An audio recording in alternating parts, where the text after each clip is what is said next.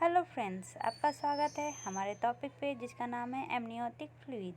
इसको दूसरे टर्म में लिक्विड एमनी भी कहते हैं। क्या? LIQUR, liquid amnii. इसको आगे बढ़ाने से पहले इसका एक शॉर्ट डिस्कशन कर लेते हैं, जिससे आपको ये आइडिया हो जाएगा कि आखिर हमको पढ़ना क्या है। अगर पढ़ना क्या है ये पता रहता है तो हम इजीली टॉपिक को समझ जाते हैं। तो ये जो एमनियोटिक फ्लूइड है ये पेल स्ट्रॉ कलर का फ्लूइड होता है, जिसमें मेनली हमारा फीटस फ्लोट करता है। पेल स्ट्रॉ कलर कहने का क्या मतलब है कि हल्का पीला टाइप का। अगर पूछा जाए क्वांटिटी ऑफ फ्लूइड तो ये मेनली चेंज करता है गेस्टेशनल एज के अनुसार, लेकिन इसका जो रेंज होता है ना 500 से लेके 1500 ml तक रहता है। अगर इसका मिक्सअप करने की बात करें तो इसमें 99% वाटर रहता है। याद रखिएगा, जो हमारा एमनियोटिक फ्लूइड है इसमें 99% क्या होता है? वाटर रहता है। सिर्फ 1% डिजॉल्व सॉलिड मैटर रहता है। Protein 0.3 mg, glucose 2 mg, urea 30 mg, uric acid 4 mg, creatine 2 mg। तो अगर मेन कंपोजिशन बोलेगा एमनियोटिक फ्लूइड का तो वो क्या रहेगा? वो रहेगा हमारा वाटर। फंक्शन मेनली दो बेसिस पे किए हैं, एक तो प्रेगनेंसी और दूसरा लीवर। प्रेगनेंसी में कौन कौन से फंक्शन देखने को मिलेगा एमनियोटिक फ्लूइड का? PREGNANCY, प्रेगनेंसी में एमनियोटिक फ्लूइड का फंक्शन। पहले तो ये फीटस को ग्रोथ को अलाउ करता है और फीटस का मूवमेंट को ये क्या करता है? परमिट करता है। अगर फीटस का मूवमेंट नहीं हुआ सही से तो उसके जो लिम्ब सब है ना उसके ग्रोथ में प्रॉब्लम हो सकता है। ये फीटस को प्रोटेक्ट करता है ट्रॉमा ये सब से। शॉक ऑब्जर्वर है। उसके बाद टेम्परेचर है, जो फीटस का टेम्परेचर उसको मेंटेन रखता है। जो कोद पे प्रेशर ना पड़े उससे ये बचाता है। और ये एडहेशन से बचाता है। जैसे दो चीज़ है ना, वो उसमें के बीच में कुछ ना होता है तो वो दोनों सज जाते हैं, इसलिए ये लिक्विड की तरह काम करता है। और वो दोनों के बीच में जैसे कि ये है हमारा गेस्टेशनल सैक, इसको एक दूसरे से इस तरह ना हो जाए, इसलिए इसमें ये जो एमनियोटिक फ्लूइड होता है इसको एडहेशन से बचाता है एमनियोनिक लेयर को। अब लेवर में इसका क्या फंक्शन है? तो लेवर में ये क्या करता है कि प्रेशर को इक्वल करता है। इन जो प्लासेंटा सर्कुलेशन होता है ना उसको ये प्रिवेंट करता है। उसके बाद ये डायलेशन ऑफ सर्विक्स में भी हेल्प करता है। ये बर्थ कैनाल के समय बाहर निकलता है और उसके साथ साथ ये क्या करता है, जितने भी बर्थ कैनाल में ये बैक्टीरिया वायरस हैं उसको ये साफ करते हुए निकलता है। मतलब ये एसेप्टिक बनाता है वेजाइनल या बर्थ कैनाल को। तो इसका एक्शन क्या हो गया?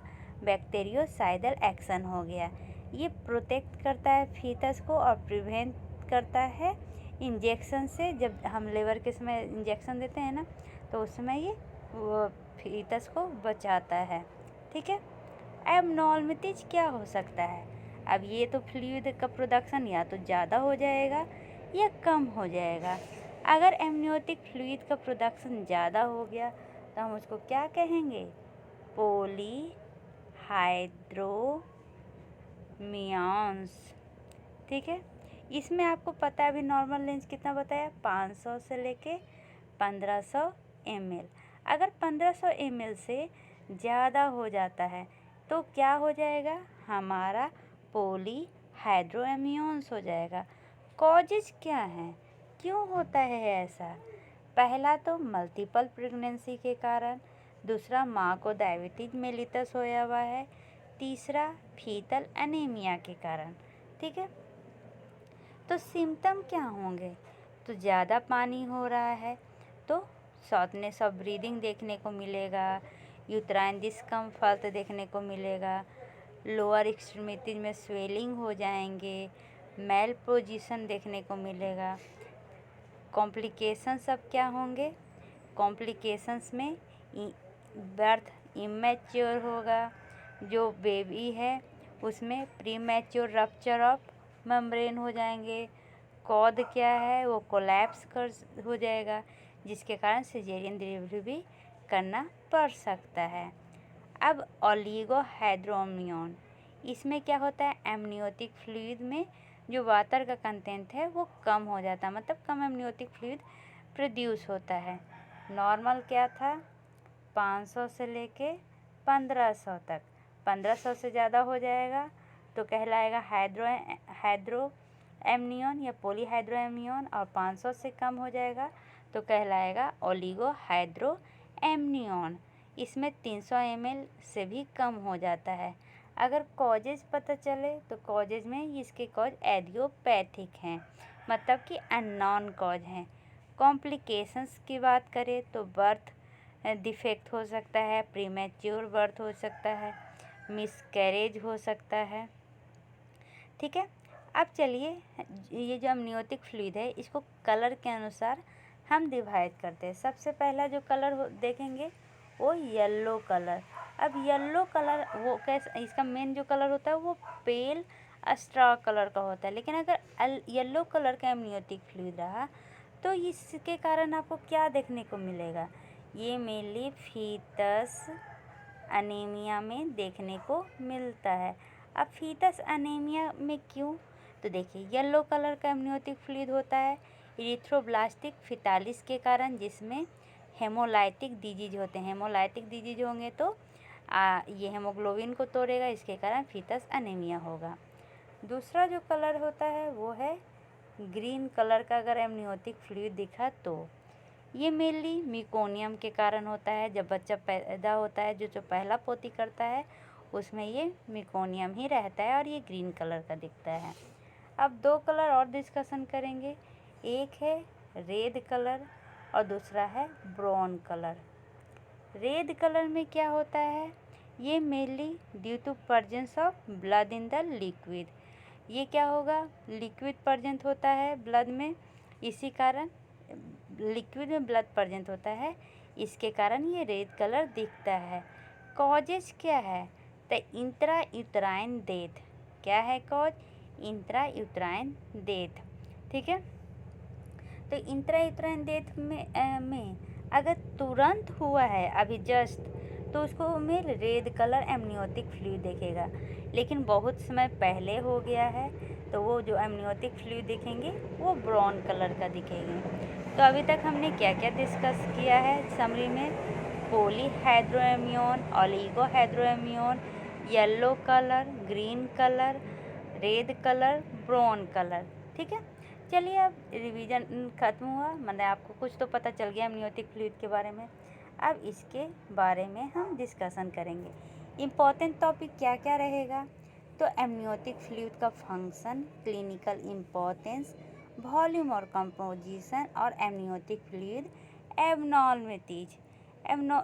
सबसे पहले डिफिनीशन में जो ये एमनियोटिक फ्लूइड है क्लियर येलोइश लिक्विड होता है, जो मेनली अनबॉर्न बेबी जिसको फीटस कहते हैं उसके चारों तरफ प्रेजेंट होता है और इसको प्रोटेक्ट करता है। और ये प्रेजेंट कहाँ होता है, तो एमनियोटिक सैक में।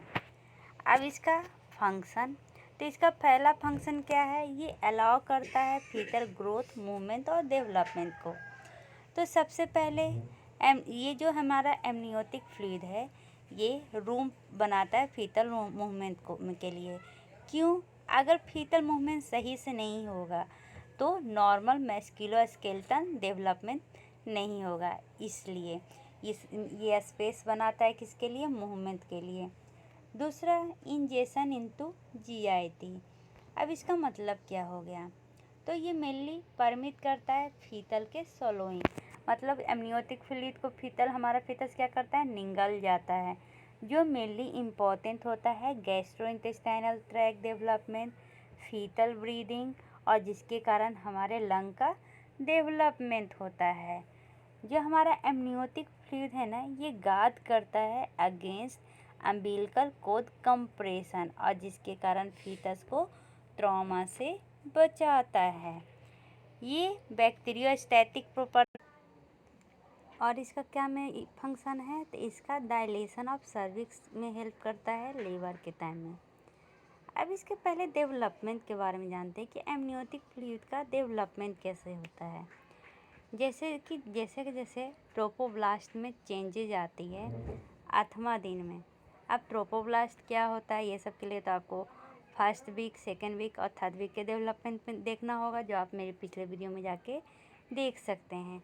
8वां दिन में क्या होता है ना, जो ट्रोपोब्लास्ट है उसमें चेंजेज आते हैं। उसके साथ साथ जो हमारा एम्ब्रायोब्लास्ट है, एम्ब्रायोब्लास्ट आपको पता है बाइजर्मिनल लेयर होता है। उसमें क्या होता है, जो ऊपर वाला एक्टोडर्म होता है और उसमें कैसा सेल होता है, कॉल्यूमनल सेल होता है। और जो वेंट्रल नीचे वाला होता है उसको कहते हैं इंडोडर्मल लेयर, और इसमें कैसा होता है, तो ये स्क्वामस लेयर होता है। ठीक है, अब इसमें डिफ्रेंशिएशन होता है। तो डिफ्रेंशिएशन क्या होगा, तो यहाँ पर ये दोनों मिल इस तरह से अटैच होकर एक कनेक्टिंग स्टाल्क बनाता है। यही कनेक्टिंग स्टाल्क बाद में जाकर अम्बिलिकल कोड बनता है, और ये जो है हमारे बेबी का कौन सा पार्ट पर बनता है, टेल मतलब कि लेग वाला पार्ट। और यहाँ पर ये जो कॉल्यूमनल सेल है ये बाद में डिफ्रेंशिएट होके ये बना देता है हेड वाला पार्ट। ठीक है, यहाँ तक समझने में कोई भी प्रॉब्लम नहीं है। अब क्या है, जो इस तरह का दोनों पार्ट था, अब दोनों के पास क्या होता है, एक कैविटी बनती है। ऊपर में जो कैविटी बनती है और जो मेम्ब्रेन के अंदर होता है उसको एमनियन कहते हैं, और नीचे जो मेम्ब्रेन बनता है उसको कहते हैं यॉर्क सैक। ठीक है, तो ये होता कब है, तो 12th पोस्ट ओव्यूलेटरी डे में फ्लूइड फील्ड हो जाता है एक्टोडर्मल में, और उसको क्या कहते हैं, एमनियोटिक कैविटी कहते हैं। ठीक है, यॉर्क सैक वेंट्रल में आता है। यहाँ तक समझने में कोई भी प्रॉब्लम नहीं है। ठीक है, चलिए अब जो ये एमनियोजेनिक सेल है ना, ये लाइन करता है inner layer of the trophoblast, जो मेनली डेराइव होता है फेटल एक्टोडर्म से। तो अगर एमनियोटिक फ्लूइड कहाँ पर होता है, तो ये फीटल एक्टोडर्म के ऊपर होता है। ठीक है, यहाँ तक समझने में कोई भी प्रॉब्लम नहीं हुआ होगा। चलिए, अब ये जो हमारा ये एमनियोटिक फ्लूइड है ये हर जगह फीटस के प्रेजेंट होता है, सिर्फ एक जगह को छोड़ के, जहाँ पर हमारा बेबी का स्टाल्क होता है। ठीक है, अब आते हैं physiology of amniotic fluid. Physiology of amniotic fluid, जैसा कि हम देख रहे हैं, जो हमारा एमनियोटिक फ्लूइड है इसका मेंटेनेंस करना एक डायनेमिक प्रोसेस है ड्यूरिंग प्रेगनेंसी के टाइम में। ठीक है, अर्ली प्रेगनेंसी में एमनियोटिक फ्लूइड फील्ड होता है किसके, एमनियोटिक कैविटी फील्ड होता है फ्लूइड के साथ, जिसका कंपोजिशन सिमिलर होता है एक्स्ट्रा सेलुलर फ्लूइड क्या। तो अब वहाँ तक पहुँचने के पहले हमें कंपोजिशन देखना पड़ेगा। तो चलिए आते हैं कंपोजिशन में। तो उससे पहले ये क्लिनिकल इम्पोर्टेंस दिया हुआ है एमनियोटिक फ्लूइड का, तो ये मेनली हेल्प करता है फीटल मेलफॉर्मेशन को स्क्रीनिंग करने में। कैसे, तो इसके अंदर होता है सीरम अल्फा फेटोप्रोटीन, उसकी मदद से। दूसरा, ये हमारा फीटल वेल बीइंग है कि नहीं है, इसके असेसमेंट में हेल्प करता है। कैसे, तो एमनियोटिक फ्लूइड इंडेक्स से। तीसरा, ये असेस करता है फीटल लंग मैच्योरिटी को, तो लंग प्लस सर्फेक्टेंट रेशियो को देख के। डायग्नोसिस और फॉलोअप करता है लेबर को, और ये हेल्प करता है प्रोम में क्या है, प्रीटर्म रप्चर ऑफ मेम्ब्रेन। ये मेनली कैसे हम करते हैं, तो फर्निंग टेस्ट से हम डायग्नोसिस करते हैं। ठीक है, आते हैं amniotic fluid formation and composition. अभी बताया था कि एमनियोटिक फ्लूइड में क्या होता है, 99% वाटर होता है। फर्स्ट और अर्ली सेकेंड ट्राइमेस्टर में मेनली जो अमाउंट होता है ना एमनियोटिक फ्लूइड का, वो 5 से 50 ml होता है, और ये मेनली एराइज होता है कहाँ से, तो मैटरनल प्लाज्मा का जो वैस्कुलाइज यूट्राइन रेसिडुआ है ना अर्ली प्रेगनेंसी में, वहाँ से होता है। बाद में वो स्किन अम्बिलिकल कोड ये सब से होता है कब, तो 20 वीक ऑफ गेस्टेशन में। यहाँ तक समझने में कोई भी प्रॉब्लम नहीं है। जो हमारा ये प्लाज्मा है, इसमें सब कुछ होता है प्रोटीन को छोड़ के। अब वॉल्यूम ऑफ कंपोजिशन देखते हैं, तो इसमें 18 वीक में फीटस जो है वो 7 से 14 ml पर डे प्रोड्यूस करता है। टर्म आते आते तक जो हमारा फीटल किडनी है वो 600 से 700 ml of urine per day produce करता है। रेस्पिरेटरी ट्रैक से मिली 250 ml पर डे, और जो फ्लूइड ट्रांसफ़र होता है ना, एक क्रॉस द प्लासेंटा होता है।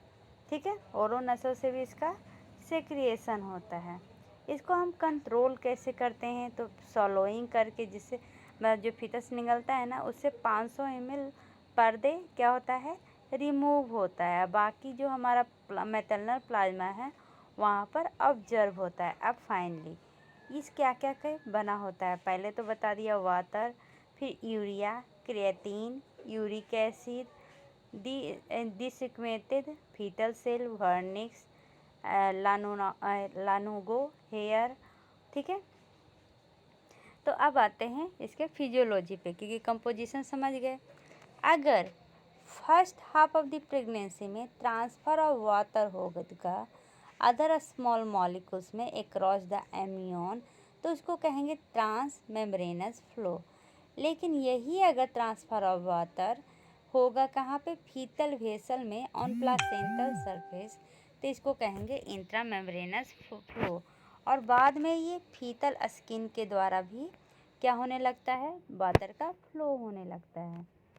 फीटल यूरिन प्रोडक्शन स्टार्ट कब से होता है, ये याद रखिए, फीटल यूरिन प्रोडक्शन कब से स्टार्ट होता है, तो 8 से 11 वीक। ठीक है, कब से, 8 से 11 वीक। हमारा जो फीटल है उसका यूरिन प्रोडक्शन तो 8 से 11 वीक में ही स्टार्ट हो जाता है, लेकिन अभी भी ये एमनियोटिक फ्लूइड का मेजर कंपोनेंट नहीं है। कब बनता है, तो सेकेंड ट्राइमेस्टर में। ठीक है, अब बाद में ऑब्जर्व कीजिएगा कि अगर जो रीनल एबनॉर्मलिटीज हो जाते हैं जिसके कारण आपको ओलिगोहाइड्रियोमियन देखने को मिलेगा अंटिल आफ्टर 18 वीक। अगर 18 वीक के बाद मान लीजिए कि हमारा किडनी सही से फंक्शन नहीं कर पाया, तो क्या होगा, ओलिगोहाइड्रोमियन, मतलब कि अच्छा से बहुत ये जो हमारा amniotic फ्लूइड है उसका फॉर्मेशन नहीं हो पाएगा। वाटर का ट्रांसपोर्ट कहाँ से होता है, तो सबसे पहले फीटल स्किन से कंटिन्यू रहता है जब तक केराटिनाइजेशन ना हो जाए। तब water transport across the foetal skin continue anti keratinisation occur at 22 to 25 week. मतलब स्किन के थ्रू भी फीटस का वाटर ट्रांसपोर्ट होता है। एक बार फीटल स्किन केराटिनाइजेशन हो जाता है 22 से 25 वीक में, तो ये कंटिन्यू नहीं रहता है। ठीक है, ऐसा क्यों होता है, क्योंकि हमारा ये स्किन जो फीटस है उसके स्किन से फ्लूइड का लॉस देखने को मिलता है। अब जैसे जैसे एज एडवांटेज एज में जाएगा तो मेनली 4 पाथवे होता है जो मेनली बताएगा कि एमनियोटिक फ्लूइड का मेजर रोल क्या है। ठीक है, तो सबसे पहला क्या है, जो हमारा फीटल का यूरिनेशन है, जो हमारा फीटस क्या करता है, यूरिन करता है। ये प्राइमरी एमनियोटिक फ्लूइड सोर्स है by the second half of the pregnancy. जो एमनियोटिक फ्लूइड है ना वो मेनली एक तरह से हमारा फीटस का क्या कहलाता है, यूरिन। टर्म के समय जो फीटल यूरिन का प्रोडक्शन होता है वो 1 लीटर पर डे हो जाता है या उससे ज़्यादा भी। तो चलिए एमनियोटिक फ्लूइड का पहले वॉल्यूम जान लेते हैं। ये बहुत 15 ml से इंटर करता है और लीव करता है एमनियोटिक सैक प्रत्येक आवर। ठीक है, ग्रेजुअली ये इंक्रीज करता है 36 वीक तक, मतलब कि 600 से 1000 ml हम ये बढ़ता है, और उसके बाद 36 वीक के बाद ये घटने लगता है। नॉर्मल रेंज क्या है, तो 18 वीक पे ये 500 ml, 34 वीक पे 800 ml और टर्म पे 600 ml देखने को मिलता है, क्योंकि टर्म में क्या होता है, घटता है एमनियोटिक फ्लूइड। ठीक है,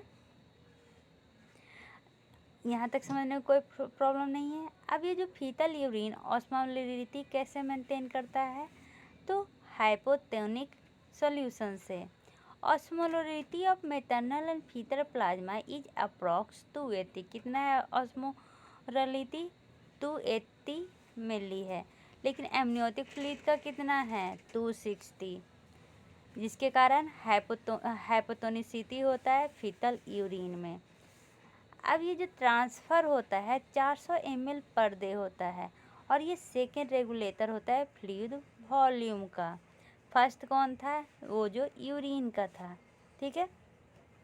अगर मान लीजिए कि मदर में डिहाइड्रेशन हो गया, जिसके कारण क्या होगा? अब ट्रांसफर फ्लूइड का हो जाएगा फीटस के तरफ। ठीक है, जिसके कारण क्या होता है? एमनियोटिक फ्लूइड कंपार्टमेंट में वो ज़्यादा बनने लगता है। ठीक है। अब है अप्रॉक्स 350 ml जो लंग फ्लूइड है वो प्रोड्यूस डेली करता है लेटिन गैस्टेशन। और जो फीटल सॉलोइंग है वो क्या करता है? ऑब्जर्व करता है 500 से 1000 ml पर डे। अगर स्वेलिंग इम्पेयर हो जाए, जैसे कि कोई सेंट्रल नर्वस सिस्टम में ऑब्स्ट्रक्शन आ जाए या गैस्ट्रो इंटेस्टाइनल ट्रैक में ऑब्स्ट्रक्शन आ जाए, तो इसके कारण क्या हो सकता है? हाइड्रा एम्यून हो सकता है। इसके और भी कारण, जैसे कि ट्रांसमेम्ब्रेन फ्लो में क्या हो जाए? प्रॉब्लम आ जाए। ठीक है। तो चलिए एक रेगुलेशन कैसे होता है ये देखते हैं। सबसे पहले पाथवे, ठीक है, दूसरा वॉल्यूम, और तीसरा डेली प्रोडक्शन। पाथवे क्या है? यूरिनेशन। यूरिनेशन से मेनली हमारा एमनियोटिक फ्लूइड क्या होता है? प्रोड्यूस होता है। कितना? तो 1000 ml पर डे। अब फीटस सॉलोइंग करता है, मतलब जो फ्लूइड निकलता है, ठीक है, तो कैसे? सॉलोइंग से रिजॉर्ब्स करता है। रिजॉर्प्शन से कितना फ्लूइड रिमूव होता है? 750 ml पर डे। अब foetal lung fluid secretion. Lung fluid से भी हमारा एमनियोटिक फ्लूइड प्रोड्यूस होता है। कितना? तो 350 ml पर डे। ठीक है। अब क्या है? इंट्रायूट्राइन फ्लो से मेनली रिजॉर्प्शन होता है 400 ml, और ट्रांसमेम्ब्रेन फ्लो से ये इसका रिजॉर्प्शन होता है। तो यहाँ तक समझ गए कि कैसे रेगुलेट होता है। अब देखिए इसका क्या कि ये कैसे ये सर्कुलेट होता है एमनियोटिक फ्लूइड। जैसा कि हमें पता है एमनियोटिक इपिथेलियम प्लासेंटा से सेक्रिएट होता है, और क्या सेक्रिएट करता है एमनियोटिक इपिथेलियम? Amniotic fluid. ठीक है। अब ये एमनियोटिक एपिथेलियम आता कहाँ से है? तो मैटरनल सर्कुलेशन से आता है। अब ये मैटरनल सर्कुलेशन से ये चला जाता है प्लासेंटा में, और प्लासेंटा से क्या रिलीज करता है? Amniotic fluid. अब ये एमनियोटिक फ्लूइड और कहाँ से आता है? फीटल स्किन से और फीटल यूरिन से।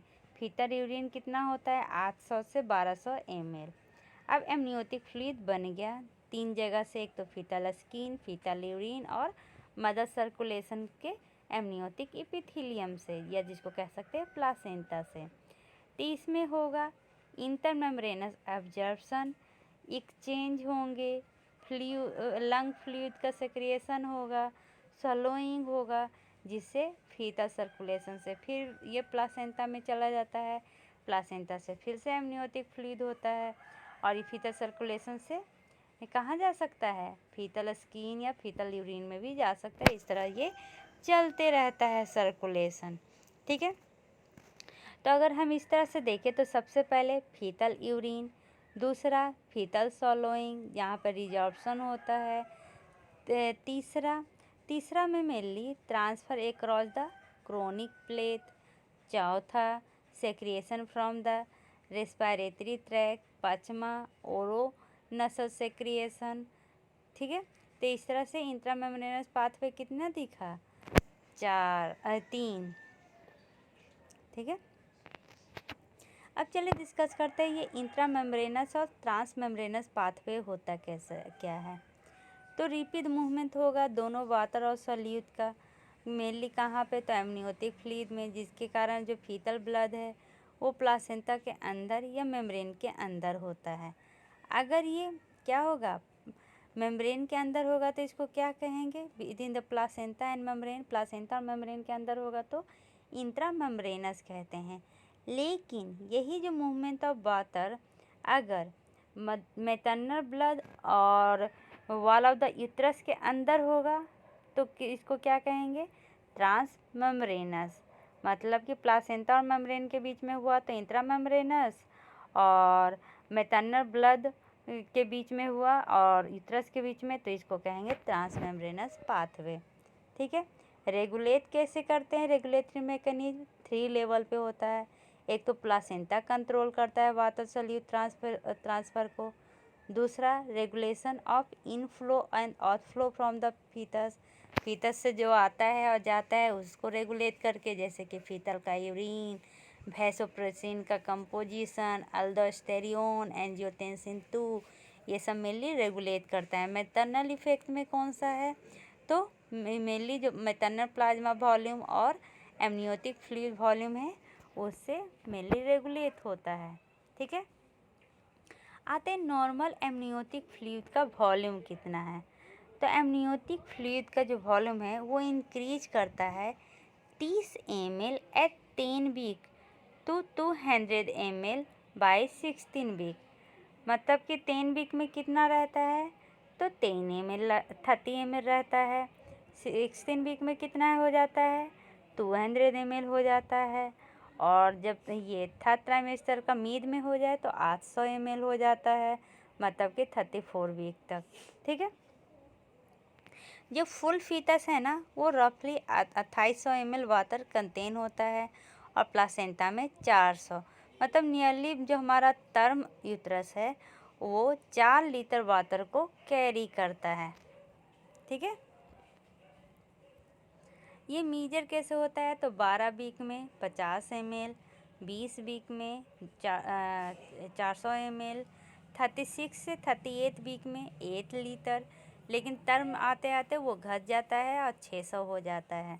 ठीक है। अगर प्रेगनेंसी क्या हो जाए, पोस्ट टर्म हो जाए, तब ये रिडक्शन और हो जाता है about 200 ml। Characteristic of amniotic fluid, तो इसमें वाटर कंटेंट और क्या होगा? ऑस्मोलरिटी मेनली देखने को मिलेगा। 99% क्या होता है इसमें? वाटर होता है। अब असेसमेंट कैसे करेंगे?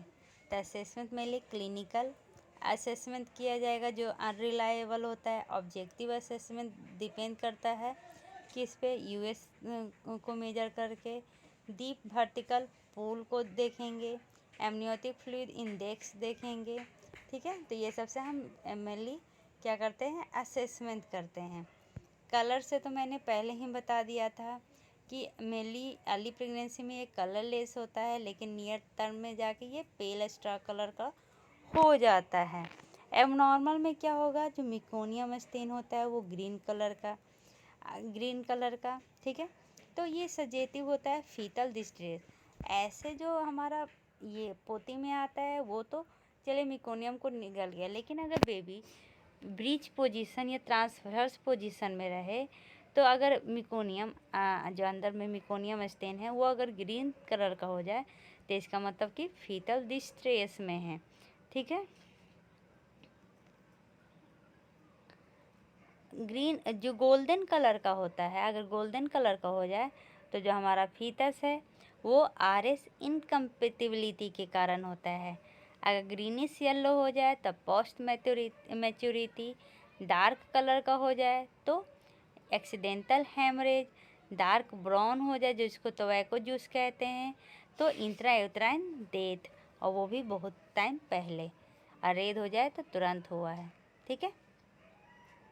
यहाँ तक समझने में कोई भी प्रॉब्लम नहीं है। और अब इसमें कंपोजिशन होता है ऑर्गेनिक, इनऑर्गेनिक और सस्पेंडेड पार्टिकल। तो ऑर्गेनिक में protein 0.3 mg per DL, glucose 20 mg per DL, urea 30 mg per DL, non protein nitrogen 30 mg per DL, uric acid 4 mg per DL, creatine, lipid और hormone जैसे कि insulin, prolactin और renin present होता है। Inorganic में क्या? Sodium, potassium और chlorine. Suspended particle में lanugo, desquamated, foetal skin cell, vernix, shaded amniotic cell, GIT, genitourinary tract, ये सब प्रेजेंट होता है। एमनियोटिक फ्लूइड एबनॉर्मलिटी, जिसमें मेनली दो चीज़ देखने को मिलेगा, ओलिगोहाइड्रोएमियोन और पॉलीहाइड्रोएमियोन।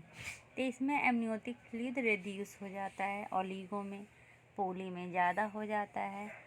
एमनियोटिक फ्लूइड का इंडेक्स अगर देखेंगे तो 5 सेंटीमीटर से कम रहेगा, और अगर डीपेस्ट वर्टिकल पूल देखेंगे तो लेस देन 2 सेंटीमीटर रहेगा।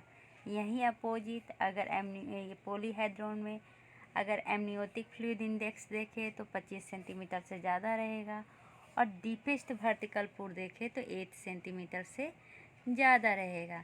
तो अब ये समझना पड़ेगा कि एमनियोटिक फ्लूइड इंडेक्स क्या होता है और हमारा डीपेस्ट वर्टिकल पोल क्या होता है।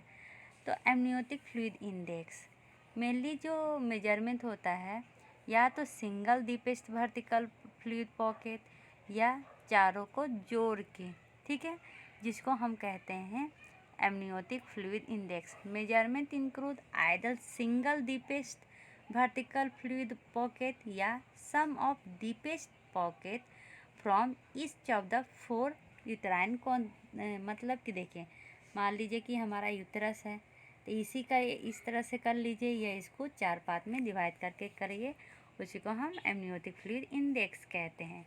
अब सिंगल डीपेस्ट पॉकेट कहने का क्या मतलब है कि मैक्सिमम वर्टिकल पॉकेट, ये है ना, तो ये जो मैक्सिमम वर्टिकल पॉकेट है इसी को कहते हैं। अल्ट्रासाउंड ट्रांसड्यूसर में इसको परपेंडिकुलर टू द फ्लोर और parallel to the long axis of the pregnant women लिया जाता है। ये लार्जेस्ट वर्टिकल पॉकेट होता है, ठीक है। ये होता कितना का है, तो 2 से 8 सेंटीमीटर का होता है। वही 2 से अगर कम हुआ तो ओलिगो, और 8 से ज़्यादा हुआ तो पॉलीहाइड्रोएमियोन, ठीक है। यहाँ तक समझने में कोई भी प्रॉब्लम नहीं हुआ होगा। चलिए, अब कह रहा है कि मेजर कैसे करेंगे एमनियोटिक फ्लूइड को। तो इस तरह से हमारा यूट्रस है ना, इस तरह से। तो सबसे पहले हम इसको 4 पार्ट में डिवाइड करेंगे, 1 2 3 4। अब एमनियोटिक फ्लूइड इंडेक्स को कैसे मेजर करते हैं, तो क्वांटिटेटिव मेथड से हम इसको मेजर करते हैं।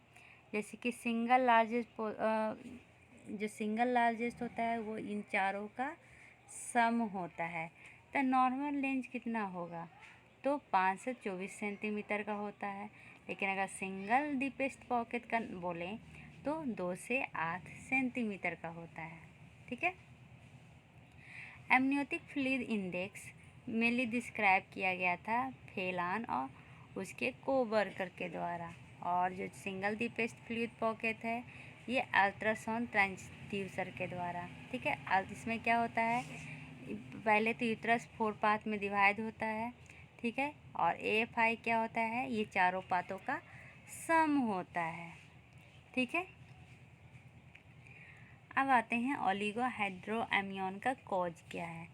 तो इसका जो मेन कॉज है वो है फीटल कॉज भी और मैटरनल कॉज भी, तो दोनों को देखना पड़ेगा। तो फीटल कॉज में आता है रीनल कॉज, मतलब कि रीनल का एजिनेसिस हो जाना। एजिनेसिस कहने का क्या मतलब है कि रीनल सिस्टम का बनना ही नहीं। अब इसके कॉजेस को पूरी तरह जानने से पहले इसका कुछ एक्सप्लेनेशन करते हैं, जिससे आपको ये कॉजेस समझने में ईजी होगा। जैसे कि ओलिगोहाइड्रोएमियोन है, इसका अर्ली ऑनसेट भी कॉजेज होता है। अर्ली ऑनसेट में कहने का क्या मतलब है, स्टार्टिंग में। तो सेकेंड सेमेस्टर का जब स्टार्टिंग चलता है उस समय जो हमारा एमनियोटिक फ्लूइड वॉल्यूम है वो एबनॉर्मल डिक्रीज होगा। अब डिक्रीज होता क्यों है, तो फीटल एबनॉर्मिटीज़ के कारण, जिसके कारण यूरिनेशन, जो नॉर्मल यूरिनेशन है उससे वो ज़्यादा हो जाएगा, या प्लासेंटल एबनॉर्मिटीज़ के कारण, जिसके कारण वो परफ्यूजन सही से नहीं कर पाएगा। इसका प्रोग्नोसिस जो है अभी तक पूरी तरह क्लियर नहीं है। सेकेंड ट्राइमेस्टर में रप्चर भी हो सकता है फीटल मेम्ब्रेन का, ये भी एक कारण हो सकता है ओलिगोहाइड्रोएमियोन का, ठीक है। मेम्ब्रेन रप्चर करने से क्या होता है, फ्लूइड लीक होता है, वेजाइनल ब्लीडिंग होती है, यूट्राइन कॉन्ट्रैक्शन होता है।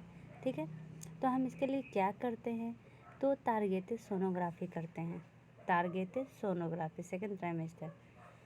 अब देखिए ओलिगोहाइड्रोमियोन आफ्टर मिड प्रेगनेंसी के बाद अगर ये हाइड्रोमियोन दिख रहा है तो ओलिगोहाइड्रोमियोन दिख रहा है तो ये मेनली होता है फीटल ग्रोथ रिस्ट्रिक्शन के कारण, प्लासेंटल एबनॉर्मलिटीज के कारण और मैटरनल कॉम्प्लिकेशंस जैसे कि प्री इक्लैम्सिया, वेस्कुलर डिजीज।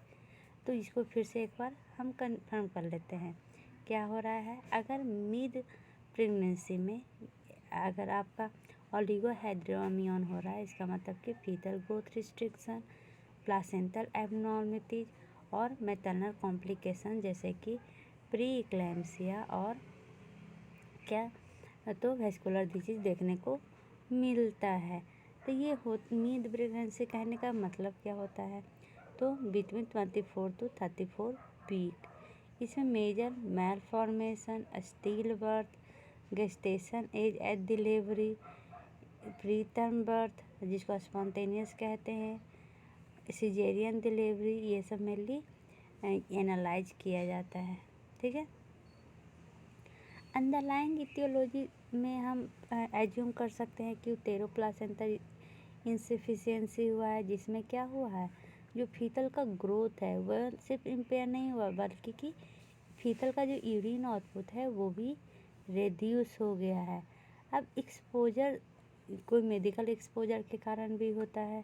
ठीक है, जो हम सेकेंड या थर्ड ट्राइमेस्टर में लेते हैं तो हम इसको देखते कैसे हैं, एक्सेस कैसे करते हैं, तो इसको अम्बिलिकल आर्टरी ड्रॉपलर से मेनली देखा जाता है। क्या, अम्बिलिकल आर्टरी ड्रॉपलर, जिसमें हम ग्रोथ रिस्ट्रिक्शन देखते हैं। ठीक है, अब अगर ओलिगोहाइड्रोमियोन पोस्ट टर्म के प्रेगनेंसी के बाद हुआ तो मतलब कि जो एमनियोटिक फ्लूइड वॉल्यूम है वो डिक्रीज किया 40 वीक के बाद या टर्म प्रेगनेंसी के बाद, तो ये मेनली किससे एसोसिएटेड होता है, तो non reassuring foetal health rate pattern से मेनली अफेक्टेड होता है। ठीक है, कंजेनाइटल एनोमेलीज आपको पता है 18 वीक के बाद मेनली जो फीटल का किडनी होता है वो मेन कंट्रीब्यूटर होता है एमनियोटिक फ्लूइड वॉल्यूम का, याद रखिएगा। इसलिए यहाँ पे रीनल कॉज दिया हुआ है 57%। 18 वीक के बाद जो हमारा रीनल होता है ना वो मेन कंट्रीब्यूटर होता है किसका, तो एमनियोटिक फ्लूइड का। ठीक है, और भी अदर सिस्टम में एनोमेलीज हो सकता है लेकिन जो किडनी है वो मेन है। इसका जो पोटेंशियल है ना वो डायरेक्टली जैसे कि अदर ऑर्गन जैसे कि एनिप्लॉयडी, कुछ जेनेटिक सिंड्रोम जो इनडायरेक्टली ओलिगोहाइड्रोमियोन का कारण बनते हैं जैसे कि fetal decomposition, fetal growth restriction या प्लासेंटल एबनॉर्मलिटीज से। ठीक है, और क्या क्या कारण हो सकते हैं, तो रीनल एबनॉर्मलिटीज में जिसके कारण जो एब्सेंट हो जाता है फीटल का यूरिन प्रोडक्शन वो मेनली होता क्यों है, तो बायलेटरल रीनल एजिनेसिस से, मतलब कि किडनी का बनना ही नहीं होता है। यूनिलेटरल रीनल एजिनेसिस मतलब कि इसमें एक किडनी बनता है एक किडनी नहीं बनता है। उसके साथ साथ अगर मल्टीसिस्टिक डिस्प्लेस्टिक किडनी हो, infantile form of autosomal recessive polycystic kidney disease हो, यूरिनरी एबनॉर्मलिटीज आ रहा है।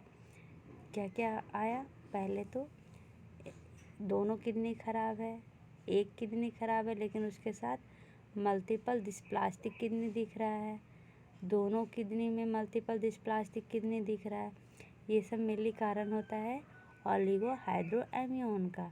तो इसके कारण क्यों होता है, क्योंकि ये जो फीटल का ब्लेडर का आउटलेट होता है ना उसको ये ऑब्स्ट्रक्ट कर देता है, जैसे कि पोस्टीरियर यूरेथ्रा वाल्व को ऑब्स्ट्रक्ट कर देगा या यूरेथ्रा का स्टेनोसिस या एथ्रेसिया बनने ही नहीं देगा, मेगासिस्टिक माइक्रोकोलॉन इंटेस्टाइनल हाइपोपेरिस्टाल्टिक सिंड्रोम हो जाएगा। और अगर जेनिटो यूरिनरी एबनॉर्मलिटीज़ की बात करें तो परसिस्टेंट क्लोका अभी तक परसिस्टेंट है, एंड साइरेनो मेलिया डिजीज देखने को मिलेगा, जिसके कारण ये अमनियोटिक फ्लूइड की कमी होता है। अब अगर बायलेटरल रीनल एजिनेसिस हो रहा है, मतलब दोनों में से कोई नहीं बना है किडनी, कोई यूरिन प्रोडक्शन नहीं हो रहा है, और जिसके कारण क्या हो रहा है, बच्चे का जो लिम्ब है उसके ग्रोथ में प्रॉब्लम हो रहा है, मतलब कि लिम्ब कॉन्ट्रैक्टर, लिख देती हूँ LIMB, लिम्ब CONTRACTURE, कॉन्ट्रैक्टर हो रहा है। और उसके साथ साथ फेस भी कंप्रेस हो रहा है, पल्मोनरी हाइपोप्रेसिया के कारण डेथ हो रहा है। ये सब एबनॉर्मलिटीज को जब एक साथ कंबाइन करते हैं ना, तो उसको कहते हैं पोर्टर सिंड्रोम। क्या कहते हैं उसको? Porter syndrome. तो आपको इतना तक तो समझ में आ गया। अब क्या कह रहा है, अगर मान लीजिए कि अमनियोटिक फ्लूइड विजुअल ही नहीं हो मिड सेकेंड ट्राइमेस्टर के बाद, तो इसका इटियोलॉजी क्या होगा? तो जिनाइटो यूरिनरी इटियोलॉजी होगा, लेकिन अभी तक इसका कोई प्रोग्नोसिस नहीं मिला है। ठीक है, तो मेनली माना जाता है कि ब्लेडर आउटलेट ऑब्स्ट्रक्शन के कारण ही हुआ है। तो यहाँ तक तो आपको समझा दिया।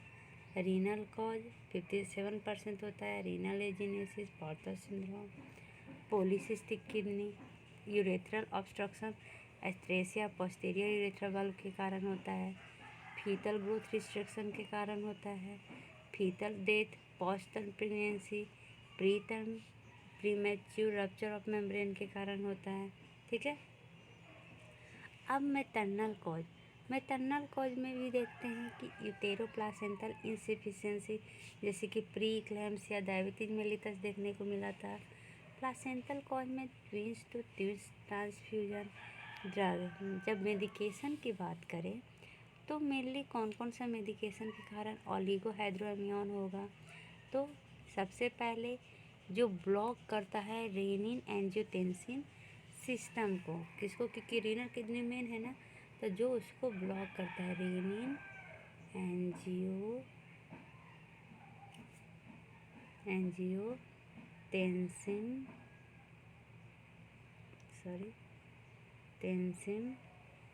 SYST सिस्टम को, तो उसमें कौन कौन सा आ जाएगा? Angiotensin converting enzyme inhibitor, non steroid anti inflammatory drug, जिसको एनसिड कहते हैं। ठीक है, अगर ये सेकेंड और थर्ड ट्राइमेस्टर में लिया गया तो ये फीटल हाइपरटेंशन भी कर सकता है। कौन कौन सा? ACE inhibitor, angiotensin converting enzyme inhibitor, angiotensin receptor blocker. अगर ये दोनों लेंगे ना सेकेंड या थर्ड ट्राइमेस्टर में, तो इसके कारण फीटल हाइपोटेंशन, रीनल हाइपोपरफ्यूजन, और एक और चीज़ रीनल इस्कीपिया होने का डर है, जिसके कारण रीनल फेल हो जाता है। एडवर्स आउटकम तो मेनली एंजियोटेंसिन रिसेप्टर ब्लॉकर के कारण होता है। इसलिए दोनों जो ड्रग्स है, कौन कौन सा? ACE angiotensin converting enzyme inhibitor और एंजियोटेंसिन रिसेप्टर ब्लॉकर, ये दोनों मेनली सेकेंड और थर्ड ट्राइमेस्टर में क्या होता है? कंट्राडिक्टेड होता है। एनसिड के कारण क्या होता है? एनसिड के कारण mainly fetal ductus arteriosus constriction होता है, जिसके कारण फीटल का यूरिन का प्रोडक्शन रुक जाता है। ये एनसिड के कारण क्या हुआ? तो फीटल डक्टस आर्टेरियोसस कंस्ट्रिक्शन होता है, जिसके कारण क्या होता है? फीटल का यूरिन प्रोडक्शन कम हो जाता है।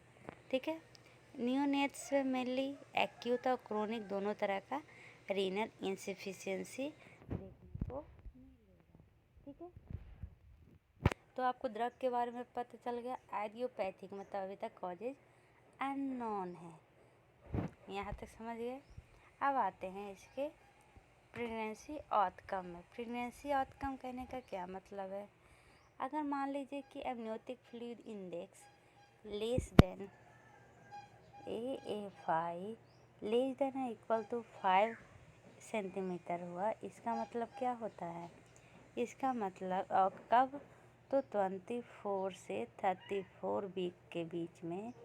तो इसका मतलब ये होता है कि जो हमारा बेबी है वो उसका रिक्स बढ़ जाता है स्टिल बर्थ का या स्पॉन्टेनियस या मेडिकली इंडिकेटेड प्री टर्म का। स्टिल बर्थ और एबॉर्शन में क्या डिफरेंस है?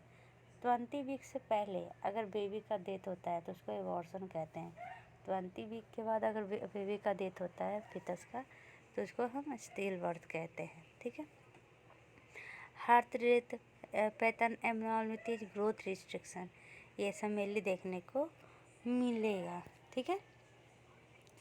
और अगर इसका AFI इंडेक्स देखे तो, क्योंकि AFI इंडेक्स या AFI क्राइटेरिया देखना बहुत ज़रूरी है।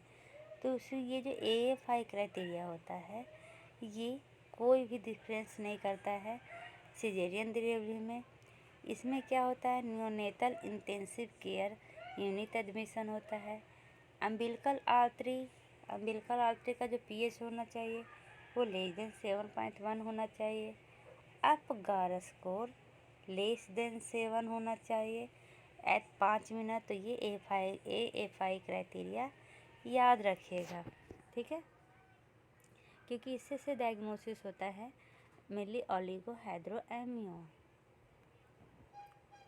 अब इसके कॉम्प्लिकेशंस में क्या है, तो अर्ली प्रेगनेंसी में एमनियोटिक हेडेशन या बैंड बन जाएगा जिसके कारण एम्पुटेशन या डेथ हो जाएंगे। प्रेशर डिफॉर्मिटीज क्लब फिट हो जाते हैं। परमोली हाइपरप्लेसिया देखने को मिलता है। अब परमोली हाइपरप्लेसिया में आते हैं तो इसको पहले एक्सप्लेन में डिस्कस करते हैं। इसमें मेनली क्या होता है, एमनियोटिक फ्लूइड घट जाता है मिड सेकेंड ट्राइमेस्टर में, मतलब कि बिफोर 22 वीक। परमोली हाइपरप्लेसिया मेनली देखने को मिलेगा।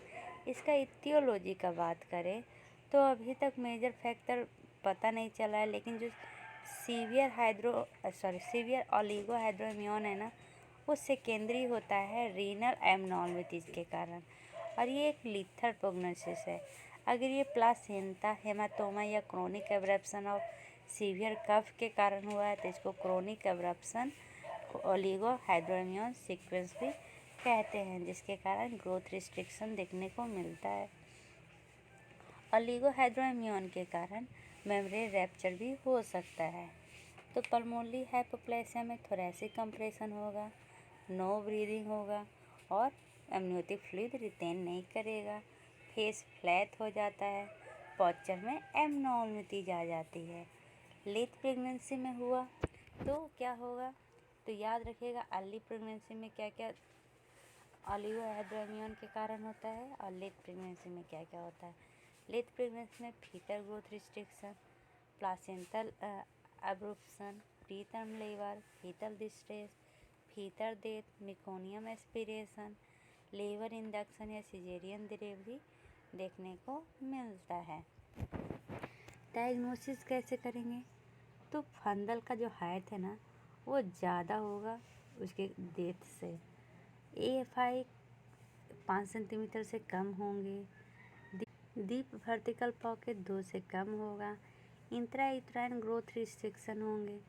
जैसे कैसे पता चलेगा, तो एब्डोमिनल का जो सरकमफेरेंस है वो 10 परसेंटाइल से कम होगा। डोपलर में एब्नॉर्मलिटी दिखेगी, कंजेनाइटल फीटल एब्नॉर्मलिटी दिखेगी। तो हम उसको मैनेजमेंट कैसे करेंगे, मैनेजमेंट में हम स्टार्ट करते हैं पहले ये जानना है कि उसका कॉज क्या है। अंडरलाइंग कॉज को हम पहले मैनेज करते हैं। ठीक है, तो ट्रीट करते हैं कॉज को, जैसे कि अगर प्रीमैच्योर प्री टर्म ये रप्चर ऑफ मेम्ब्रेन हुआ तो उसको सही करते हैं। प्री एक्लेम्पसिया है तो उसको सही करते हैं। फीटल के वेल बीइंग को देखते हैं कि कैसा है फीटल, इसके लिए इमेजिंग करेंगे। उसके बाद अगर यूरेथ्रा ऑब्स्ट्रक्शन हो रहा है तो हम उसके ऑब्स्ट्रक्शन को हटाएंगे वेसिको एमनियोटिक शंटिंग करके। और अगर ये फीटल डेथ के नंबर को डिक्रीज करना है तो एमिनो इन्फ्यूजन करते हैं। क्या, एमिनो इन्फ्यूजन, इसमें एमनियन का इन्फ्यूजन किया जाता है। ठीक है, अब पॉलीहाइड्रोअम्योन में जाने के पहले एक बॉर्डर लाइन ऑलिगोहाइड्रोअम्योन के बारे में जान लीजिए। इसमें क्या होता है ना, ये अभी भी कंट्रोवर्शियल है, लेकिन फिर भी जानने वाली चीज़ें हैं। क्या? BORDER borderline oligohydramnios. इसमें जो AFI होता है ना, वो 5 से 8 सेंटीमीटर के बीच में होता है। और प्रेगनेंसी कब होगा? तो 24 से 34 वीक के बीच में। जब AFI 5 से 8 सेंटीमीटर का हो जाए, जो मेनली ऐसा नहीं होता है, या AFI एबव 8 सेंटीमीटर हो जाए, तो मैटरनल कॉम्प्लिकेशंस देखने को मिलते हैं, जैसे कि hypertension, still birth, neonatal death. Higher rate होता है प्री टर्म डिलीवरी का, वो भी सिजेरियन के द्वारा। ठीक है, अब आते हैं हम पॉलीहाइड्रोअम्योन। देखिए जितना होना चाहिए उससे ज़्यादा एमनियोटिक फ्लूइड का फॉर्मेशन हो गया है। जो हमारा पॉलीहाइड्रोअम्योन है ना, इसको दूसरा टर्म हम हाइड्रा एमनियोन भी कहते हैं। ठीक है, इसमें मेनली जो यूट्राइन साइज है वो एक्सपेक्टेड गेस्टेशन एज से ज़्यादा हो जाता है।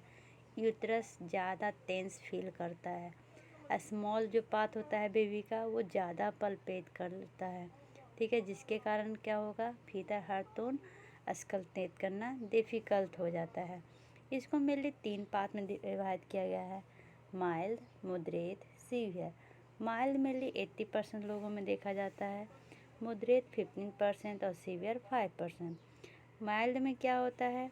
जो हमारा पॉकेट होगा एमनियोटिक फ्लूइड का, वो 8 सेंटीमीटर से 11 सेंटीमीटर के बीच में होगा। और अगर इसका AFI का बात करें, मैं चारों को जोड़ने के बाद, तो वो कितना होगा? तो 25 से 29.9 सेंटीमीटर के बीच में होगा। मॉडरेट, तो इसमें पॉकेट जो एक होता है वो 12 से 15 सेंटीमीटर का होता है। और अगर ये AFI की बात करें तो 30 से 34.9 सेंटीमीटर का होता है। सीवियर की बात करें, जो mainly twins to twins transfusion के कारण होगा, तो इसमें 16 सेंटीमीटर से ज़्यादा होता है एमनियोटिक फ्लूइड का एक पॉकेट। लेकिन अगर AFI का बात करें तो 35 सेंटीमीटर से ज़्यादा होता है। मोस्ट कॉमन कौन सा है? माइल्ड हाइड्रोअम्योन। ठीक है, यहाँ तक समझने में कोई प्रॉब्लम नहीं है। और अगर दोनों तरफ से हम डिवाइड कर दिए, एक तो AFI के बेसिस पे इसको डिवाइड किया जाता है, एक सिंगल डीपेस्ट पॉकेट के अनुसार डिवाइड किया जाता है। अगर AFI के अनुसार डिवाइड किए तो 25 से 29.9 सेंटीमीटर, 30 से 34.9 सेंटीमीटर और ग्रेटर देन 35 सेंटीमीटर। और अगर डीपेस्ट सिंगल डीपेस्ट पॉकेट के अनुसार डिवाइड किए तो 8 से 11।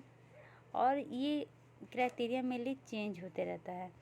अभी जो क्राइटेरिया आया है उसके अनुसार 8 से 9.9 सेंटीमीटर, 10 से 11.9 सेंटीमीटर और ग्रेटर देन 12 सेंटीमीटर, ये न्यू क्राइटेरिया है। ठीक है, जो सीवियर हाइड्रोअम्योन है ना, उसका अंडरलाइंग कॉज क्या है?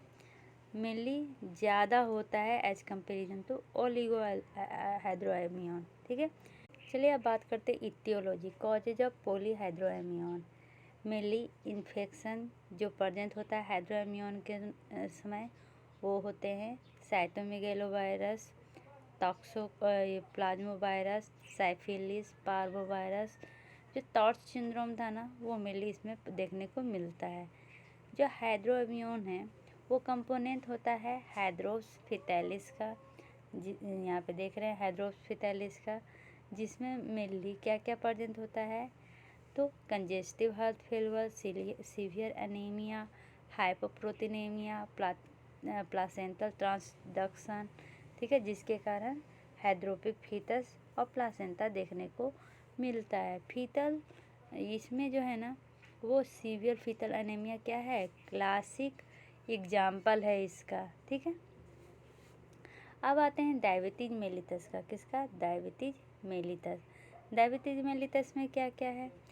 तो जो एमनियोटिक फ्लूइड ग्लूकोज जो होता है उसका कंसंट्रेशन हायर हो जाता है डायबिटिक वूमेन में, जिसके कारण जो एमनियोटिक फ्लूइड इंडेक्स है वो कोरिलेट कर जाता है एमनियोटिक फ्लूइड ग्लूकोज कंसंट्रेशन के कारण, जिसके कारण मेनली मैटरनल हाइपरग्लाइसीमिया होता है, जिसके कारण फीटल हाइपरग्लाइसीमिया होता है, और जिसके कारण फीटल ऑस्मोटिक डायरेसिस होता है, और इसके कारण फ्लूइड का प्रोडक्शन बढ़ जाता है। ठीक है, तो इस तरह से ऑस्मोटिक डायरेसिस के कारण देखने को मिलेगा।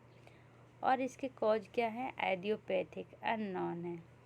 इसमें मेनली आप फीटल मेलफॉर्मेशन में जीआईटी प्रॉब्लम जैसे कि oesophageal duodenum atresia, tracheoesophageal fistula, central nervous system problem जैसे कि एनेंसेफेली, मतलब कि वो सॉलो नहीं करेगा, इसमें ब्रेन ही नहीं बनता है तो पिट्यूटरी नहीं बनेगा, पिट्यूटरी नहीं बनेगा तो सिग्नल कौन भेजेगा कि सॉलो करना है। इसमें मेनिंग्स होते एक्सपोज होते हैं, कोई एंटीडायरेटिक ये हार्मोन नहीं होते हैं। इसका मतलब कि ये जो हाइड्रोइनसेफेली या होलोप्रोजेनसेफेली है, ये मेनली क्यों होता है, क्या करता है? तो हाइड्रोइम्यून करता है। क्यों करता है? तो फीटल स्वेलिंग को इम्पेयर या डिक्रीज करके।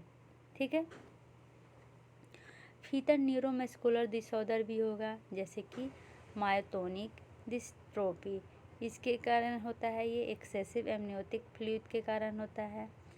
अपर जीआई ट्रैक में ऑब्स्ट्रक्शन के कारण ये डियोडेनम एट्रेसिया भी देखने को मिलेगा। ठीक है, और भी ऑब्स्ट्रक्टिव कॉजेज हो सकते हैं जैसे कि cleft, micrognathia, congenital high airways obstruction sequence, fetal neck mass, thoracic abnormalities भी देखने को मिल सकता है, diaphragmatic hernia, cystic adenomatoid, pulmonary sequestration. ठीक है, इसमें जो रीनल एब्नॉर्मलिटी देखने को मिलता है जिसके कारण यूरेथ्रोप्लासेंटल जंक्शन ऑब्स्ट्रक्शन होता है, उसको कहते हैं पैराडॉक्सियल हाइड्रोएम्नियन। ठीक है, यहाँ तक समझने में कोई भी प्रॉब्लम नहीं हुआ होगा। मल्टीफीटल गेस्टेशन भी एक ये पॉलीहाइड्रोएम्नियन का कॉज हो सकता है, ट्विंस टू ट्विंस ट्रांसफ्यूजन, जिसके कारण फीटल बहुत ज़्यादा ये करता है, यूरिन करता है। और मल्टीफीटल गेस्टेशन में क्या होता है, इसका जो डीपेस्ट एमनियोटिक फ्लूइड पॉकेट है वो 8 सेंटीमीटर से ज़्यादा हो जाए। चलिए अब इसके कॉम्प्लिकेशंस की बात करते हैं। तो इसमें दो तरह का कॉम्प्लिकेशंस होता है, एक्यूट और क्रोनिक। क्रोनिक ज़्यादा कॉमन होता है एज कम्पेरिजन टू एक्यूट। इसमें मेनली क्रोनिक हाइड्रोइम्यून में फ्लूइड एक्यूमुलेशन होता है ग्रेजुअली, एक्सेसिव एब्डोमिनल डिस्टेंशन होता है। एक्यूट में क्या होगा कि प्रेगनेंसी के स्टार्टिंग में हो जाएगा, मतलब बिफोर 28 वीक, और ये ज़्यादा क्या होता है, डिलिबरेटिंग होता है। सिम्टम की बात करें तो ये एराइज होता है प्रेशर जो मेनली ओवर डिस्टेंशन के कारण होता है, जैसे कि मदर को डिप्सनिया, ऑर्थोपनिया मेनली देखने को मिलता है। इदीमा भी हो जाता है due to venous system compression by enlarge uterus. Abdominal wall में भी प्रॉब्लम आता है, मतलब कि रेयरली लेकिन देखने को कभी कभी मिलता है ओलिगोयूरिया, क्योंकि यूरेथ्रल ऑब्स्ट्रक्शन हो जाएगा इनलार्ज यूट्रस के कारण। तो ठीक है, मैटरनल कॉम्प्लिकेशंस भी एक कारण हो सकते हैं। तो क्या क्या, dyspnoea, oedema, abdominal wall distension, preterm labour mainly देखने को मिलता है। अगर एब्डोमिनल एग्जामिनेशन करेंगे तो यूट्रस बड़ा होगा, difficult to palpate the fetal path, ये फीटल हार्ट साउंड सुनने में प्रॉब्लम होगी, बलोटेबल फीटस होगा। ठीक है, चलिए अब मैनेजमेंट कैसे करेंगे। तो मैनेजमेंट अगर सीवियर हाइड्रोइम्यून है अर्ली प्रेगनेंसी में, तो अगर माइनर डिग्री है तो कोई ट्रीटमेंट की ज़रूरत नहीं है, bed rest, diuretic, water, salt restriction देंगे तो वो हो जाएगा। लेकिन अगर माइनर नहीं है और अभी आपको डिप्सनिया, एब्डोमिनल पेन और डिफ़िकल्ट एम्बुलेशन लग रहा है, मतलब चलने में प्रॉब्लम हो रही है, तब हॉस्पिटलाइजेशन करेंगे। वहाँ पे इंडोमेथसिन थेरेपी होता है। ये इम्पेयर किसके लिए होता है, तो अगर लंग लिक्विड प्रोडक्शन इम्पेयर हो जाए, जिसके या इन्हेंस हो जाए ऑब्जर्प्शन तब, या fluid movement cross the fetal membrane कम हो जाए तब। ठीक है, और क्या कर सकते हैं, तो इसमें हम एमिनो रिडक्शन करेंगे। क्या? Amino reduction. ठीक है, मतलब कि इम्यून सिस्टम को कम करेंगे। कैसे करेंगे? तो अमाइनो सिंथेसिस के द्वारा हम इसको करेंगे। इसमें मेनली 1000 से 1500 ml ऑफ फ्लूइड निकाला जाता है। 30 मिनट में धीरे धीरे निकालना चाहिए, नहीं तो फिर मदर को प्रॉब्लम हो सकता है। ठीक है, हाइपोटेंशन इस वजह से प्रॉब्लम हो सकती है। Complications: premature closure of ductus arteriosus, impair of renal function, cerebral vasoconstriction, ये सब देखने को मिलेगा। लेकिन अगर ये 35 वीक के बाद हो तो ये सब नहीं देखने को मिलेगा। ठीक है, एमनियोसिंथेसिस में क्या देखने को मिलेगा कॉम्प्लिकेशंस? ये मेनली मेथनल डिस्ट्रेस को रिलीव करने के लिए और फीटल लंग मैच्योरिटी को सही करने के लिए किया जाता है। लेकिन कॉम्प्लिकेशंस फीटल रप्चर हो सकते हैं, कोरियोमनाइटिस हो सकता है, इन्फेक्शन, प्लासेंटा ब्रूसन और प्रीटर्म लेबर देखने को मिलेगा। ठीक है, अब इसी के साथ ये पीपीटी तो ख़त्म होता है, लेकिन मैं एक क्विक रिवीजन करना चाहती हूँ, जिससे कि आपको ईजिली ये सब दिमाग में रिवाइज हो जाए। मैंने बताया था AFI क्राइटेरिया के अनुसार, तो पोली हाइड्रो और ओलिगोहाइड्रो का क्या क्राइटेरिया दिया गया है। तो सबसे पहले ओलिगो, इसका जो मैक्सिमम वर्टिकल पॉकेट है वो लेस देन या इक्वल टू 2 सेंटीमीटर होना चाहिए। ठीक है, AFI क्या होना चाहिए? लेस देन 5 सेंटीमीटर होना चाहिए या लेस देन 5 परसेंटाइल होना चाहिए। और ये secondary to either excess loss of fluid या फीटल यूराइन प्रोडक्शन डिक्रीज होने के कारण होता है। अब जब पॉलीहाइड्रोअम्नियन की बात करें तो ये 3 भाग में डिवाइड है: माइल्ड, मॉडरेट और सीवियर। माइल्ड में सिंगल पॉकेट 8 से 11 के बीच में होगा, AFI 25 से 29.9 सेंटीमीटर के बीच में होगा। मॉडरेट 12 से 15 सिंगल डीपेस्ट पॉकेट और AFI 30 से 34.9 सेंटीमीटर। सीवियर की बात करें तो सिंगल पॉकेट लेस देन या इक्वल टू ग्रेटर देन और इक्वल टू 16 सेंटीमीटर और AFI तो ग्रेटर देन और इक्वल टू 35 सेंटीमीटर होना चाहिए। एमनियोटिक फ्लूइड का अगर फिजिकल कैरेक्टर देखें तो ये कलरलेस होता है। इसका स्पेसिफिक ग्रेविटी कितना होता है? 1010 से 1020 के बीच में। इसका pH सैलिट्री अल्कलाइन होता है 7 से 7.5 के बीच में। वॉल्यूम 1 से 1.5 लीटर के बीच में होता है। ठीक है, ये घट जाता है टर्म के समय 500 से 1000 ml हो जाता है। ठीक है, अब कंपोजिशन, तो वाटर क्या होता है? मेन कंपोजिशन होता है इसका दूसरा नाम क्या है? लिक्विड एमिनी। इसमें 2 ओरिजिन होता है, फीटल और मैटरनल ओरिजिन। फीटल से कहाँ से? तो फीटल के यूरिन से आता है, एमनियोटिक एपिथेलियम से आता है, अम्बिलिकल कोड वेसल से डिफ्यूज करके आता है, फीटल स्किन से ट्रांसडक्शन करके आता है, bronchial mucosa, buccal mucosa, salivary gland से सेक्रिएट होता है। मैटरनल ओरिजिन की बात करें तो ये मैटरनल प्लाज्मा से फिल्ट्रेट होके आता है। फेट क्या है ये एमनियोटिक फ्लूइड का? तो इसको या तो फीटल सॉलो कर जाएगा, निगल जाएगा, या मदर के ये सर्कुलेशन से ये ट्रांसडक्शन होगा। ठीक है, फंक्शन तो इजी है, उसको बताने की ज़रूरत नहीं है। असेसमेंट कैसे करते हैं? तो असेसमेंट मेनली ऑब्जेक्टिव किया जाता है डीप वर्टिकल पूल और एमनियोटिक फ्लूइड इंडेक्स के अनुसार। अब डीप वर्टिकल पूल क्या होता है? एक सिंगल पॉकेट होता है और एमनियोटिक फ्लूइड इंडेक्स 4 क्वाड्रेंट होता है यूट्रस को, चारों के डीप वर्टिकल पूल को ऐड करके मेनली निकाला जाता है। ठीक है, तो इसमें हम पहले पढ़े थे पॉलीहाइड्रोअम्नियन। इसमें 2 लीटर से ज़्यादा हो जाता है फ्लूइड। जो हम AFI देखते हैं वो 25 सेंटीमीटर से ज़्यादा हो जाता है। Single pocket amniotic fluid measure करते हैं तो 8 सेंटीमीटर से ज़्यादा हो जाता है। ठीक है, यहाँ तक समझने में कोई भी प्रॉब्लम नहीं है। एक्यूट और क्रोनिक ज़्यादा कॉमन होता है और मेनली लेट प्रेगनेंसी में देखने को मिलता है। एक्यूट रेयर होता है, अर्ली प्रेगनेंसी में देखने को मिलता है। और ये जो ये एक्यूट है ये मेनली क्यों होता है? तो यूनिओवुलर ट्विंस के कारण होता है। ठीक है, डायग्नोसिस इसके सिम्टम एब्डोमिनल एग्जामिनेशन के अनुसार करेंगे। और अगर ये इमेजिंग करना है तो अल्ट्रासाउंड दे के करेंगे, उसमें एमनियोटिक फ्लूइड ज़्यादा मिलेगा, फीटल एमनोसिस ज़्यादा मिलेगा। और फीटल वेलबींग को देखना है तो बीपीपी और डॉपलर करेंगे। कभी कभी फीटल कैरियोटाइपिंग में भी ये हेल्प। और लिगोहाइड्रोएम्नियन की बात करें तो इस पर 500 ml से कम फ्लूइड होती है। इसका जो लार्ज पॉकेट होता है वो 2 सेंटीमीटर से कम होता है और AFI 5 सेंटीमीटर से कम होता है। ठीक है, ये मेनली मीट के स्टेशन में कम देखा जाता है, थर्ड ट्राइमेस्टर में ज़्यादा देखा जाता है। इसके फीटल कॉज होते हैं, मैटरनल कॉज होते हैं, प्लासेंटल कॉज होते हैं, ड्रग कॉज होते हैं, सब डिस्कशन कर चुके हैं।